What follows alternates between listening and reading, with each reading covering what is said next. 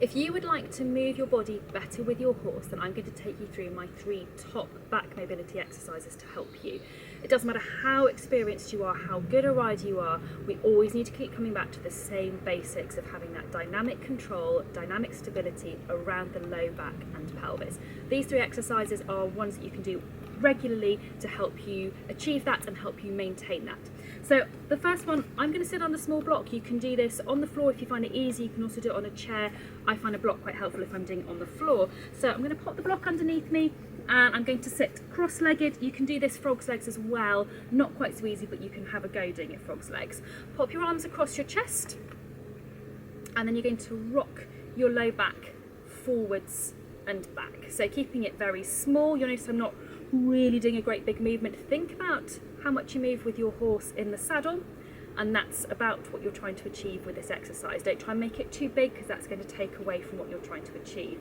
I'd then like you to see if you can rock back onto one seat bone at a time, and as you're rocking back onto one seat bone at a time, try to keep your shoulders level. So what you're not trying to do is drop down onto that side. That's kind of giving you that collapsing hip drop shoulder position. As you go back, you're trying to keep your shoulders level. So why is this exercise really good? Well, you might think, okay, this is the movement you do in the saddle. It is, but your horse also moves left, right, and so we get a slight asymmetry of movement that is required through our low back and pelvis to be able to follow that movement. But what we don't want to do is let our shoulders and our whole upper body and then our contact go with that movement. So we want to try and refine that movement to the low back and pelvis, and that movement gets dissipated the further up the spine it goes, and so by the time you get to your shoulders and then down your hands, you're not getting anything like so much that rocking movement from side to side. I can't see how well I'm doing this because on my screen I'm absolutely tiny. This is a really good one to practice in front of the mirror at home and see how well you can do it. Okay, we're then going to get rid of my block and we're going to go onto your back. We're going to do an exercise called the shoulder bridge. This is a great one to do. Have your hands onto the floor beside you. Bring your feet a little bit closer to your bottom than you think that you might need them, and you're going to practice imprinting your low back into the floor. If you suffer with back stiffness or back pain, even just getting into this, in and out of this imprint position is really, really helpful, because again, actually, this is pretty much the extent of the movement you're going to be doing in the saddle. When I say imprint, I mean feel like you're imprinting your low back into the floor and then lifting out again. Then you can progress that by bringing yourself all the way up into what we call the shoulder bridge position, pausing at the top, make sure you can breathe so you're not holding any tension, and then bringing yourself back down. You want to get that imprint again at the bottom. And as you're peeling yourself up, feel that you're bringing each vertebra up one at a time. As you come back down, feel that each vertebra is coming back down one at a time. It can be helpful to think of your spine like a string of pearls or a bicycle chain that you're just peeling up off the floor and laying back down onto the floor.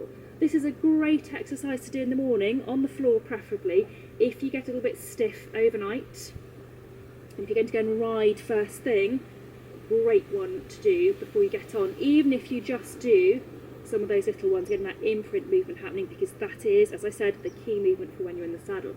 The final exercise we're going to go through is one to do when you are standing, and I like this one because it adds in a balance component, and riding is an inherently unstable pastime where we need to have good balance. So you're going to stand with one foot in front of the other, pop your arms across your chest, and then you're just going to turn your shoulders from side to side. So this rotation movement, having the ability to turn our body equally to both sides, is really key.